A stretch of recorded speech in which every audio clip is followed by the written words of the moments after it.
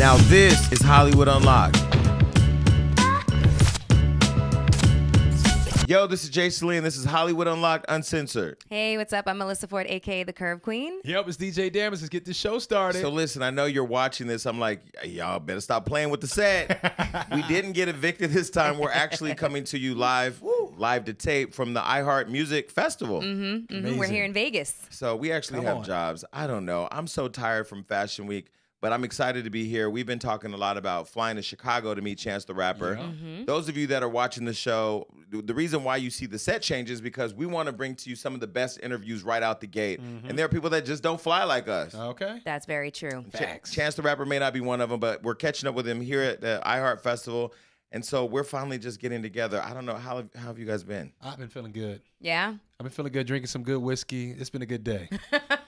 Well, I met, this afternoon, I met her.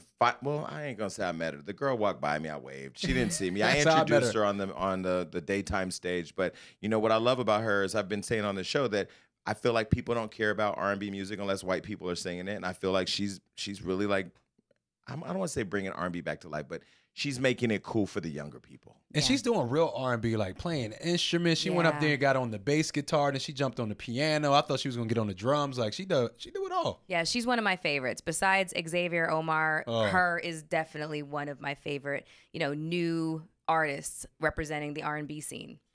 And Juice WRLD killed it too, man. Yeah, I mean, I almost called him Juice Lord. He came to work without a shirt today. I should have been a rapper. He just had sweats on and dreads and a jacket. But I just have to say, those of you watching and saying, why does Jason have Taylor Bennett on his sweater?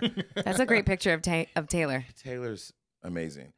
He was on Wild 'N Out, and I had created a shirt that said, I love Taylor Bennett, or I'm in love with Taylor Bennett. I don't know, but his baby mom thought it was funny and took a video. I'm assuming she'll be here. But I have him on my sweater today, and on the back it says, what does it say? Can you see it? It says, I never had a chance. Because, I have to respect the sanctity of their relationship. And so we'll get into that with Chance. You're so clever. These thoughts come I never had a chance. Never had a chance. You did, but I didn't. Get it? But listen, these thoughts come late in the night, and then I call my staff and I say, put a picture of Taylor Bennett on a sweater and put I never had. They're like, please stop. Please leave people alone. But Kelvin made it happen. I didn't think he was going to. He was like, I didn't think it was going to. Under an extreme amount of stress. What I love about my team? They are so creative, and they do come through in the 11th and a half hour.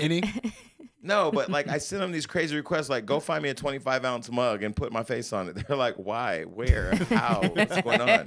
But we make it happen. But no, Chance the Rapper, I think in today's world, I mean, you think back to the rappers that we knew, Eric B. Rakim, KRS-One, Busta Rhymes, people that I think were just very inspiring, both in the music world and outside of the music. And Chance, I think, is one of those people that just embodies everything that I think a black man should or does represent, at least to a lot of our family. Absolutely, he steps up. Yeah. Somehow in the midst of iHeart Festival madness, we got Chance the Rapper. Yeah.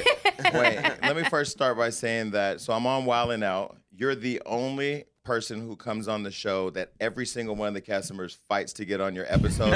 And Nick's hating ass has not let me on that episode. But everybody at Wild 'N Out loves you. That's like one of like my biggest goals and dreams always was to get on that show. And so every time I go there, I'll be hyped as hell, like, and actually get drunk. Cause like the shows, they try and give you liquor, make it easier on camera. I'll be getting wasted, yo. But no, it's just super cool. Like I just was with Nick 2 days ago and I was just telling him like, that's a legendary TV show that he created out of his mind. And it set up so many comedians and artists, hella people that like, just kind of got on through that show. Jason, you're going on your like third or fourth season there. Like, why is he the one that everybody wants to be on the episode with? Yeah, I'm going on my fifth and final season. Okay, fifth season. Wow. It's a fun show, but Yeah. like when he comes, I mean, we had Azalea Banks on the show. She melted out. Not everybody can do it. Right. He came on the show. I mean, I can tell you, first of all, I love the fact that you give Nick a lot of shit too, because you're fun. Like you really do want to win. Yeah. Some people just expect like DC Young Fly us to come out there and win for them, but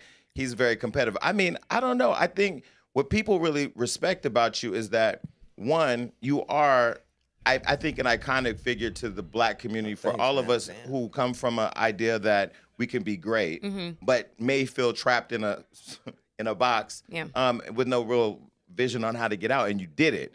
and have stayed humble and have stayed a good guy. So I think, I mean, people just like you. Thanks, man. Yeah, I mean, I'm not perfect by any means, but it's been a crazy road, yo. I just be sometimes just thinking about like they were just Charlamagne asked me, Charlamagne asked me something about Charlamagne's the homie, the Breakfast Club homies. Yeah, I was It's just family. like radio, like you could say No, it's anything. family. We love each other. This show, you Love can each say other. anything you want. Yeah. In fact, we did a pre-tape before you got here. It's going to have to go on a separate episode because we like you so much. This is a regular show. So. Yeah, well, I mean, no, he was just talking about, like, he was like, how does it feel, you playing a show with, 7 other artists on it, and you got a short set, it's not really, and I was just saying, like, I came up out of, like, they called them showcase shows, and it was really a finesse, because they'll, like, give you tickets and tell you to sell them to people, and you get, like, 5 minutes on stage, but, like, those were my favorite shows, because I got to be me. I was super different from all the other artists, and it's the same thing tonight, like, everybody's gonna have a great set, mine is just really different.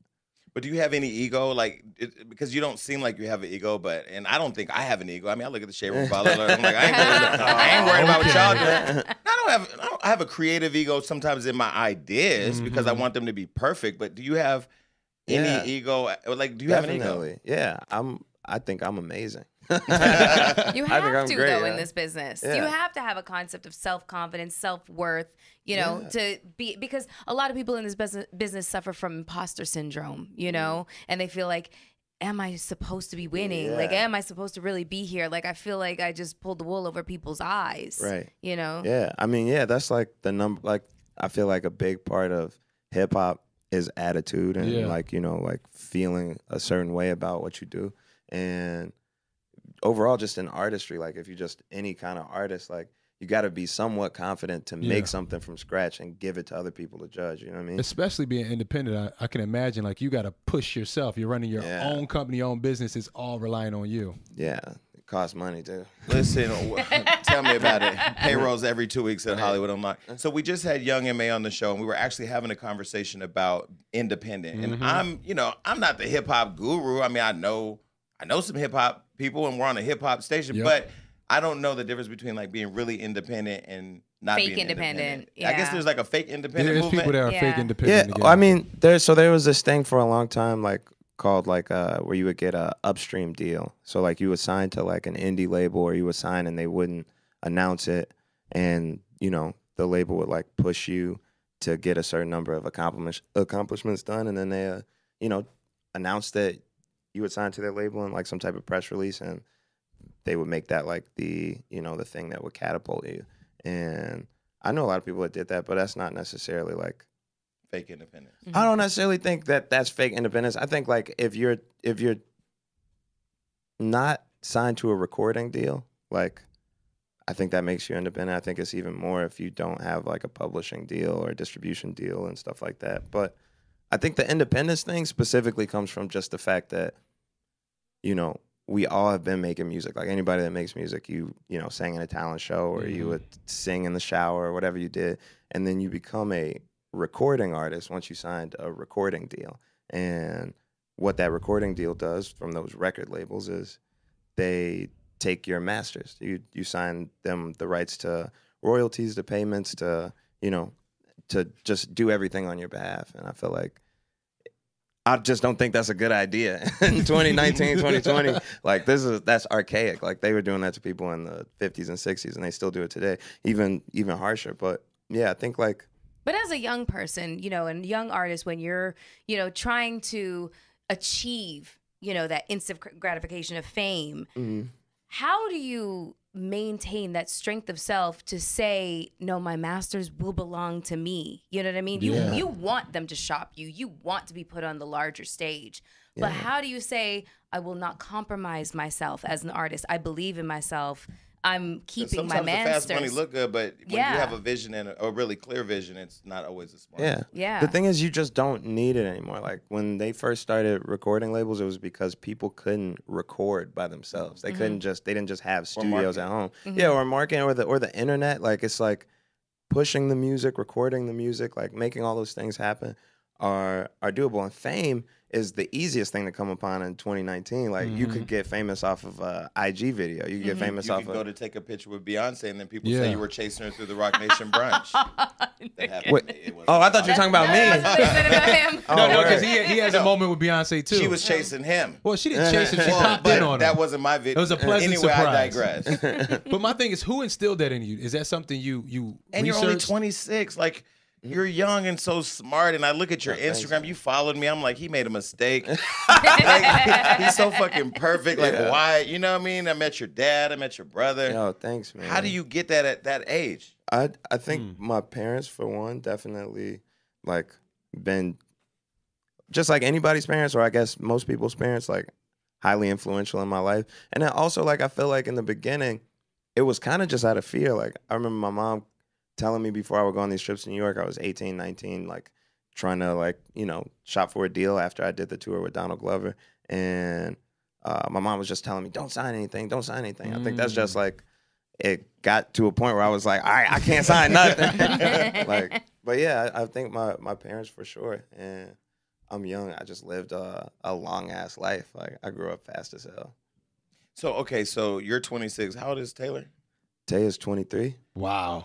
You guys are so young. No, but it's so young, and I always So young and so wise, though. I always harassed Taylor when he came on Wild 'N Out. I mean, I have his face on my sweater. The back says, "I never had a chance. It's a joke." Do you see this? Did you see this when you walked in? I don't want to scare him away. No, but when he came on Wild 'N Out, on the back, it said Wild 'N Out, and on the back it says, "I love Taylor Bennett." It is a joke, and his baby mama did the video. It was a really uncomfortable moment. But what I love about him and you is both of your commitments to your partners and how you both like visibly really love your families. Yeah. And I feel like I was reading this article in Pitchfork where they were criticizing your new record, which by the way I love, and the numbers Love are all, Hot Shower. Oh, yeah, thank Oh, you. I love Hot Shower. well, I love Rue for obvious reasons. But I mean, like, they were talking, like, you don't really see the imagery of young artists in hip hop loving their families the way that you probably do. Do you think people want us to be a certain spectacle when it comes to being an artist? Definitely. That's the idea of entertainment. You like want things that can entertain you or don't necessarily affect you, but that you could judge. And that's just like, that's how we are. That's how I am. I like shit that I could just watch, you know? Yeah. And I think what's most entertaining most of the time is, you know, drama or, you know, like conflict and stuff like that. You want to know what I love about you? Is the fact that, you know, when it comes to being a hip hop artist or a rapper, that's associated with struggle. That's associated with my mom was addicted to drugs. My dad was never there. I was fighting roaches for the Fruit Loops in the morning type thing. Yeah. But you don't have that story. You and Taylor do not have that story. You grew up in a household with your mom and your dad. Yeah. You know, you were still in Chicago though. Still in Chicago. Strong family. Yeah. So I wanted to bring that to, you know, growing up in Chicago, and as violent as this, it always seemed to be on the news as like probably the most violent city in the U.S. It might not be. I don't know what the statistics are, but it's definitely, you know, portrayed as that. Like, what would you say like about the perpetuated idea that rapper equals struggle equals hardship? Because you're like a walking Kit Kat commercial, you know? Wait, didn't you have a Kit Kat commercial? Yeah, I did have a Kit Kat commercial. Stop it. Yeah. I really liked it though. Yeah, I mean it's cool. Like, it built me into who I am. Like, I grew up in a not so nice neighborhood, but one that like you said, my dad was there. My dad was president of the block club at one point. Like, he, you know what I'm saying? Like, used to take me and all the kids from the neighborhood fishing and go to McDonald's on Saturdays. Fishing, and, like, that's awesome. Yeah, and I grew up with a community feel. So, like, yeah, a lot of bad things happen in Chicago. A lot of bad things happen everywhere.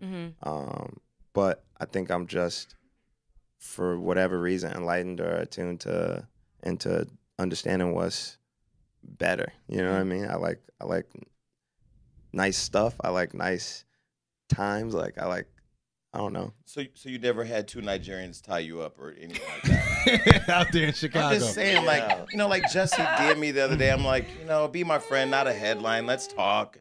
But anyway, I'll leave that alone. No, you were gonna say something. I want to know creatively, coming off what you're saying about Pitchfork, who do you make music for now? Because I feel like when you look at the albums of Acid Rap, Coloring Book, it seems like it's a reflection of what you're dealing with now. Do you dwell on what the fans want, or do you want them to follow you where you're going? I would definitely say the latter. Like I definitely, like I said, I've been making music forever, right? Like I've been rapping since I was in grade school. I used to dance at talent shows and stuff like that. Like I like creating art, and I feel like you can get caught up with the idea of like, I have fans, I have a fan base, I have like, you know, to create to their liking, but it's like, I knew I liked acid rap before everybody else knew they liked acid rap. I knew I liked a lot of the stuff that I make before everyone else necessarily knows if they like it. And you got to just be true to yourself. You got to make what makes you happy. And I think this album is for people that want to be happy. Well, I mean, clearly the album landed number 2 on the Billboard Hot 200, right? Number 2. Yeah. So clearly the fans were there for it. Yeah. I remember a call I made to Kim Burse, who's Beyonce's music director, when Who Runs the World came out. I was livid. I was like, what is this shit? This is not the Beyonce I love. Beehive, I was about to mobilize. She was like, shut up, let the girl evolve, and you're going to love it.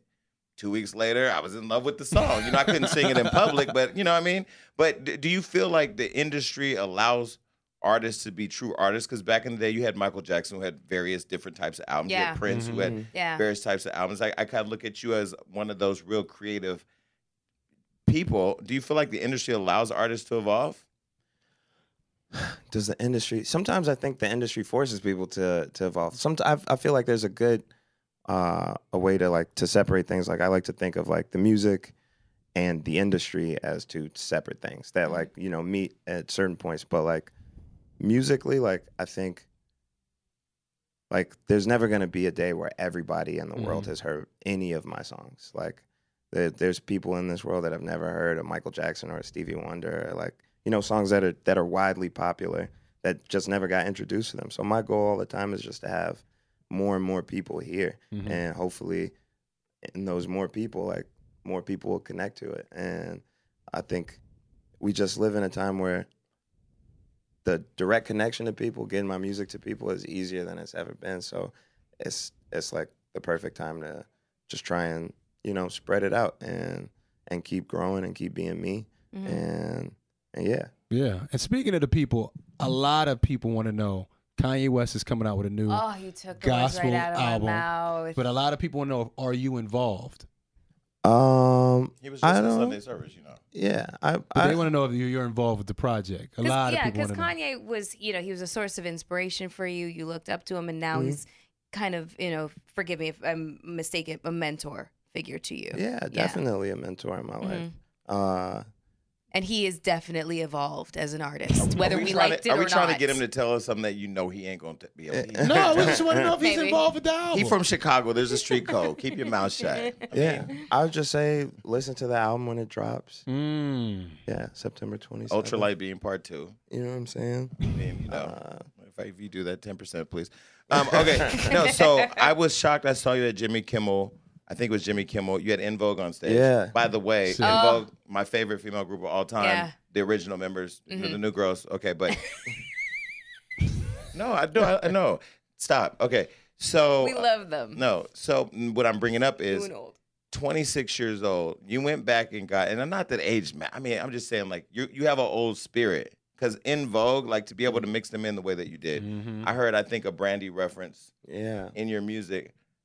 How do you creatively think about the type of music you want to be in your music that's current today, but that's inspired by the 90s? Or definitely. My parents loved En Vogue, and I loved En Vogue because my parents loved them. But I think with this album specifically, it was like trying to, you know, create a vibe that I felt for the first time and only time in my life, which was at my wedding. And you know, I heard songs that I've been amazing, by the way. Yo, thank you. It was beautiful. She did her thing. I basically just wanted to give people this feeling of these songs that I hadn't experienced in that way. So songs that I basically grew up to going to barbecues and cookouts and riding in the car with my parents and all types of stuff like that. Getting played at my wedding gave it a new, you know, romantic definition that I hadn't seen before. What was the first song that you guys danced to at your wedding? We danced to My Love Is Your Love by Whitney Houston. Oh, that's nice. Yeah. That's really nice. So, okay, so clear, you know, I'm openly gay, came in the industry, saying I'm going to do this on my own terms. You got to accept it. I don't care. Your brother's been very open about being bisexual. How was that hard for you to find out, or are you a family that just can deal with whatever comes out? And no, I wouldn't say it was hard for me to find out. I mean, he's a grown man, for one. He can do whatever he wants. I think what was harder for me was just that he was dealing with, you know, trying to, you know, come out or talk about it and feel comfortable about it.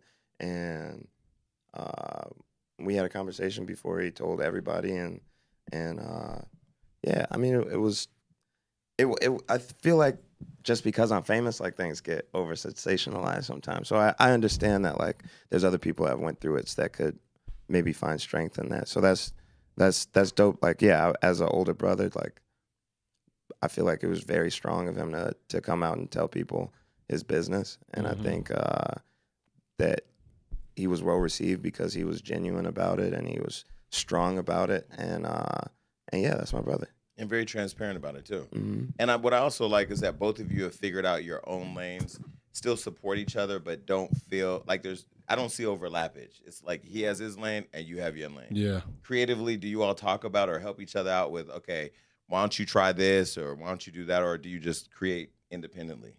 In terms of the studio, yeah, we work out of the same studio.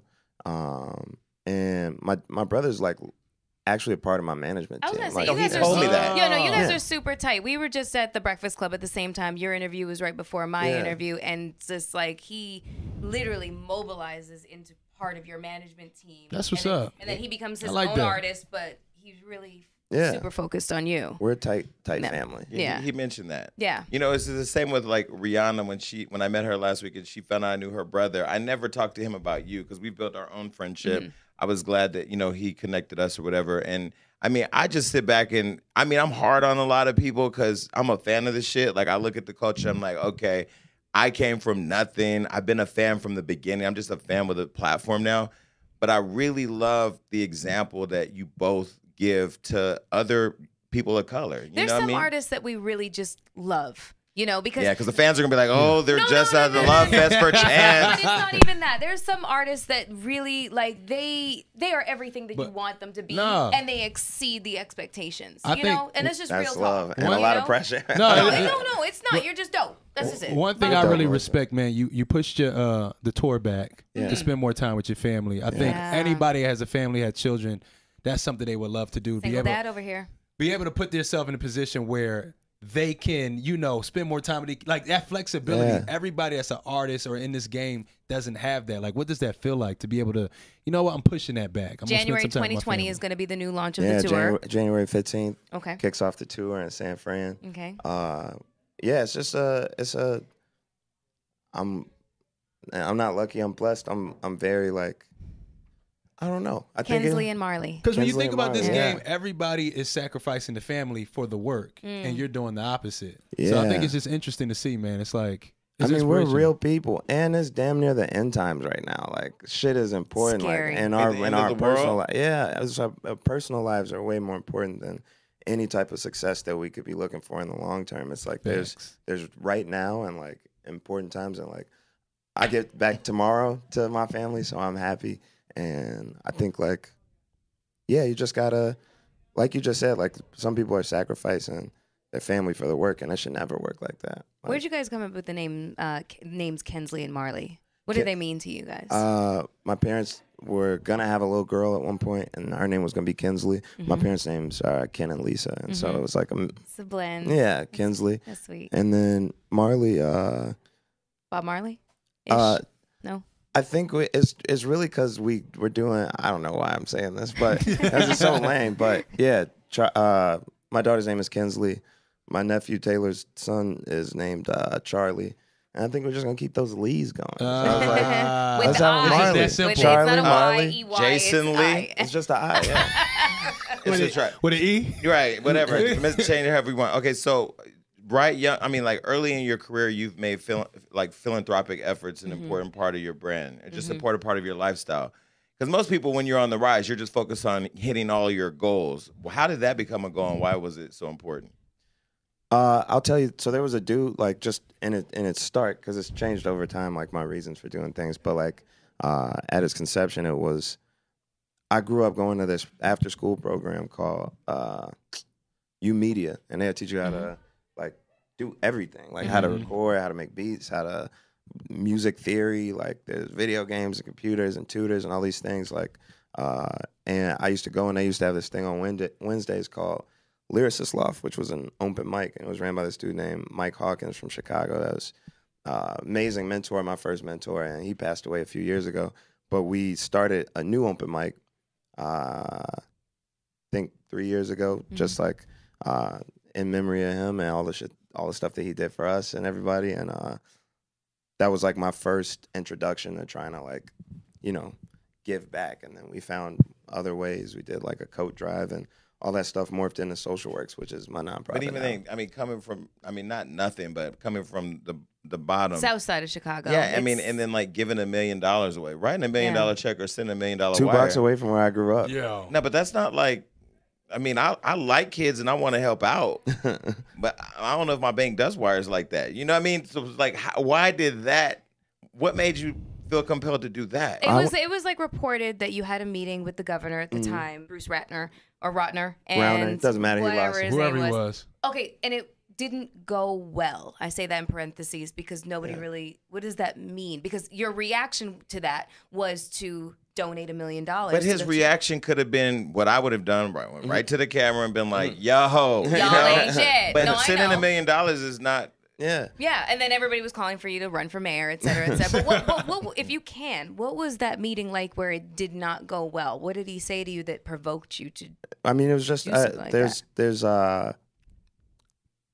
huge inequalities in between schools on the south and west side of Chicago and on the north side and downtown, and it's because of the funding formulas that they have, and that basically there was a stopgap budget that got introduced that cut a whole bunch of funding for the schools and was basically going to have school ending early and a bunch of different stuff that year that just wasn't right, along with the fact that they were closing down schools and displacing people in close to where I live. So I basically knew that stuff, and then the governor tweeted me and like a congratulations on winning the Grammys, like the night after the Grammys. And so I asked him for a meeting to talk about funding, and when we got together, he had nothing to say.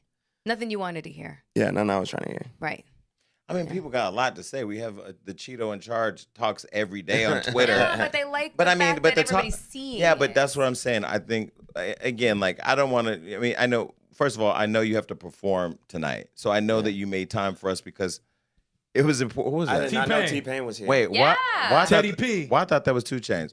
Okay, but no, but I mean, like, it's great that, like, you made some time for us. We wanted to come to Chicago, and because I still want to interview Taylor, and I do want to come out there. There's so much more that we want to talk to you about. But I wanted to say, like, you know, just for our fans who really like you, I mean, you've been a great example, and listening to how happy you sound on the big day is great. And I watched you on Good Morning America, and I was just like you're giving, I think, the world the vibe that we need right now. Yeah, I would agree with that. I loved it because it just shows that these rappers, anybody in this game can put their money where their mouth is. You can go back and invest in your own community. There's a lot of people buying chains, they buying cars. It doesn't take anything to invest back into the place you came from. And you can be popping and be positive. Exactly. Yeah. I think that's also the difference. Yeah. I'm going to ask you a question just because I'm a little, so you're a cinephile. You love movies. Oh, yeah. Yeah, like I do. Like, what? Yeah. Okay. So we could talk about this all day long, but like, what is your favorite movie of? I'd say like 2019. What's come out so far? 2019. Yeah. Lion King. He's been very vocal about that. Yeah. I mean, I to be honest, everybody kind of shitted on it, but that one that they did with Will Smith. The Aladdin movie? No. The Aladdin movie was decent. Hold on. Will Smith was decent. The Indian dude, I'm sorry, I don't know where he is. I shouldn't say Indian dude, but the guy who was who played Aladdin. Yeah. Bro, he smashed it. He was dancing for real, doing backflips. I am a fan of Will and Jada and Jaden and even Little Willow. But I'm sorry. I did not appreciate Will being what was he? No, was- he killed genie. it. He He killed went it. crazy. He did a great job. No. He killed Only it. because Robin Williams in the cartoon just did, it was hard to come behind that. Nope. Honestly. Listen, you guys. It wasn't even really for me. It wasn't even Will Smith. I'm gonna say it again. It was the dude that played Aladdin. Yo, he was. You don't feel like it was a stunt double that was doing the breakdancing, or that was him? I think it was him. If I found out it was a stunt double, that would ruin my dreams right now. I have one more question. He got to go. He has to. he has to perform, He's, yes. he's a superstar. Gotta rap. Okay. I mean, one more question. Beyonce was snubbed at the Emmys for Homecoming. Homecoming. Yeah. What do you like? Homecoming. Carpool karaoke. Carpool karaoke won over Homecoming. How do you make sense of that? I don't know. It doesn't. I don't know. That's pretty crazy. I don't watch the Emmys, so I didn't even know. Did you even know that happened? I did not know. Oh. I was. I will say this. I was there for the real life Homecoming, and it was a life changing I was there too. experience. When you were week one. I was week one, Because you yeah. performed with Cardi that year. I did a whole dissertation at like when I got my my honorary degree on her Well, performance. wait, where? Where's your honor? At University of Chicago? DU Dillard. Oh, no way. That's But wasn't the congratulations. Homecoming performance the most amazing thing? Yeah, And the fact that she was the first black woman to headline Coachella. yeah. She's. I mean, She's the GOAT. she's just amazing. She's just there's one and one only. So yeah, I mean, definitely got to give her flowers. So And if you can't give her flowers, just chase her down at the Rock Nation brunch. That's That's a they say thing. I did. I did not even know about that. I'm gonna send you the clip, and they edited it. But anyway, thank you so much for coming. I know Thank you you, made man. time for us. Yes, We're thank coming to you. Chicago. Yeah, Yes. man. Please link pick me. up the phone. I got you. Okay, cool. Link me. All right, we're out. Peace. Yeah. Bye, everybody.